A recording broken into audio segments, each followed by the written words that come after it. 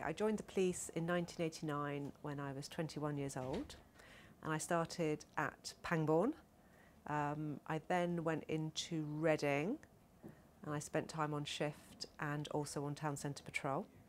And then I went to Salhampstead as a trainer for a number of years. I was then promoted to sergeant, and I went to Newbury where I was a patrol sergeant, a custody sergeant, and then I worked on the, as it was then, the family protection unit, which was the early child abuse investigation units. And that really was sort of the main sort of love of my career, in that I've always enjoyed working in child protection. After leaving there, I got promoted to inspector, where I went back to Newbury, and I was in the community safety team and a patrol inspector, and I went back onto child protection. And then latterly I've been on Pollet, but I also worked on Kingfisher, which was the Oxfordshire co-located team that dealt with victims of child sexual exploitation. I joined Thames Valley Police in October 1975 and then went on to shift at Reading in 1976 when I was one of the first women on shift after the Equal Opportunities Act.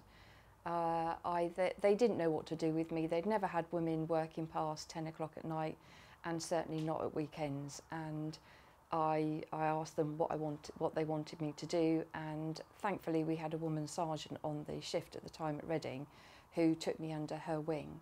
But when I first joined, I was so young that I wasn't covered on insurance to go out, because you had to be 19, I think it was, 18 and a half, 19 to go out on patrol on your own, and I was just turned 18. And I remember having to sit in the front office with a chap who was ex-Navy and another person who was a completely different character to the first person. And they taught me how to use the switchboard at Reading, which was one of these wire things, and rather than the digital ones. And I remember one day getting myself in a real pickle and not knowing who was holding for what call. And in the end, Tony Tanner came along and just pulled everything out. And he said, "Oh dear, that was a power cut." So that was my first introduction to the art of discretion.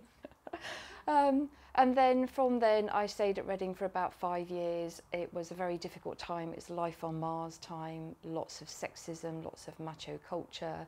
They said, "Why should we invest with you? You're a woman. Within 2 years, you'll be married. You've only joined up to have a husband." And I thought, I'm going to show you. And then 2 years, I was still there. And then they said, "Well, why should we invest with you? You will get married soon and then you'll leave." And that was it. So there was no encouragement, no real role models.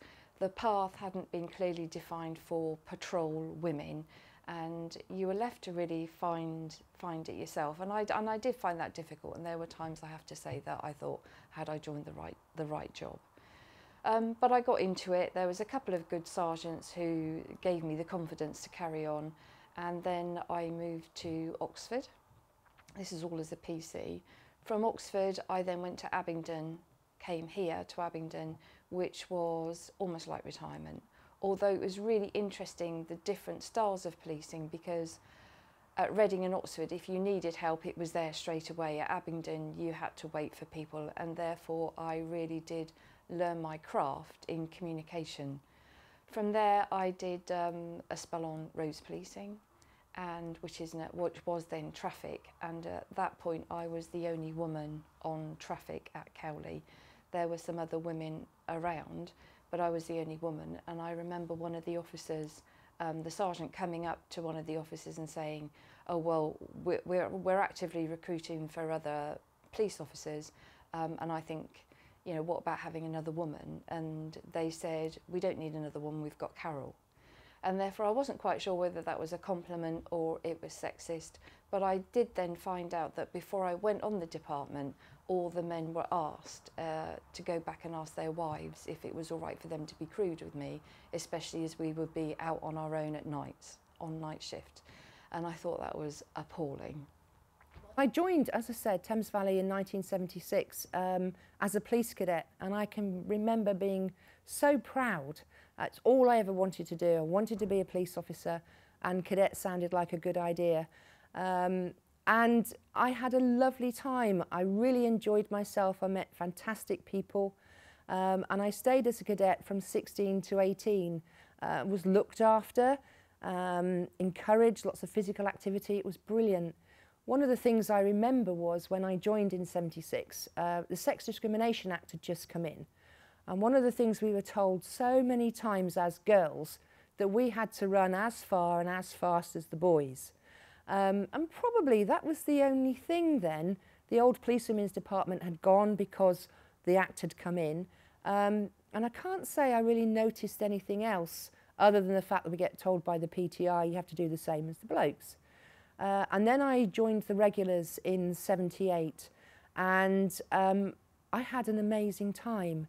I didn't experience anything negative, I think, as far as discrimination goes. But one of the things that I did do, I think I turned into a bit of a bloke.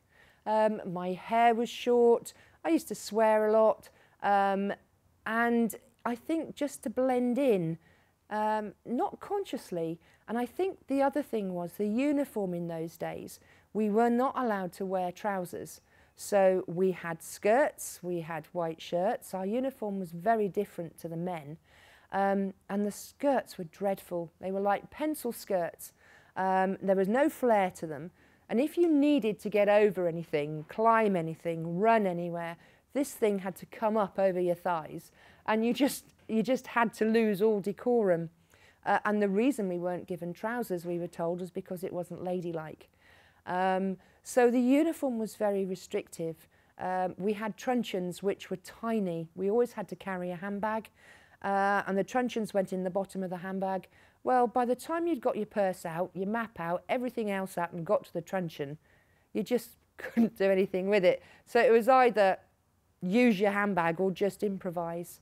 But I didn't experience anything until at the point when I had to tell the organisation that I was pregnant.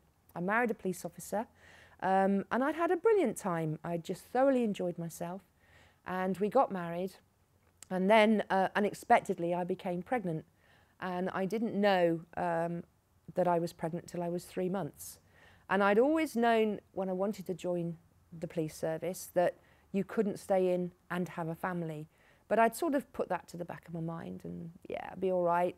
And when the reality kicked in, I told my sergeant that I was pregnant and there was huge consternation as to what to do with me because there was no maternity leave, there was no cover.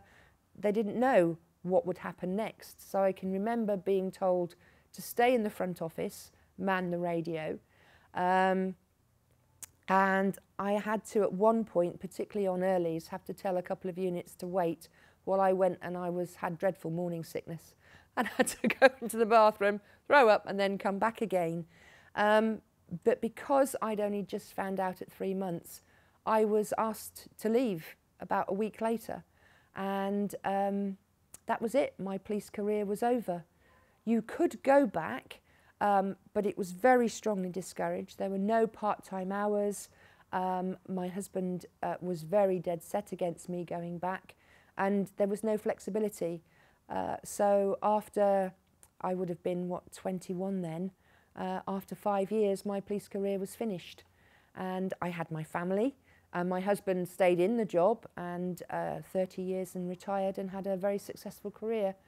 But that was it for me in terms of being an operational officer. And it took me a long time to get over it. Very sad. I started at Wokingham, which was a lovely station to start at. At that time, there was only one woman police officer a shift. They used to ration us, and that meant sometimes I'd go off to Reading to be female jailer when they'd run out of women. And I went from there to Reading as a PC, and I've worked pretty much all over the force area. I became a sergeant at Slough, did a bit of custody there, which was always a challenge because it was very busy. That was in the days when you could put more than one person in a cell, so you had to figure out who you could put in with who so they wouldn't fight. And from there I went to a lovely station, Burnham, which was small and there was only me and one other sergeant running it, a bit like a mum and dad. You'd get them going to one of us and trying to sort of brush things under the carpet, but they didn't realise we actually spoke to each other. From there, I went as a trainer to Southampton for 3 years, which was probably one of the toughest times. I know that sounds ridiculous because it wasn't operational, but you want to try training some boisterous police officers.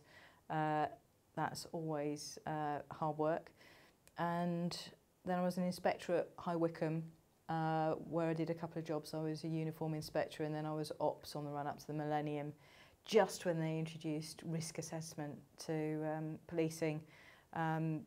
Up until that point, it didn't matter what you did with a police officer because the health and safety laws didn't apply.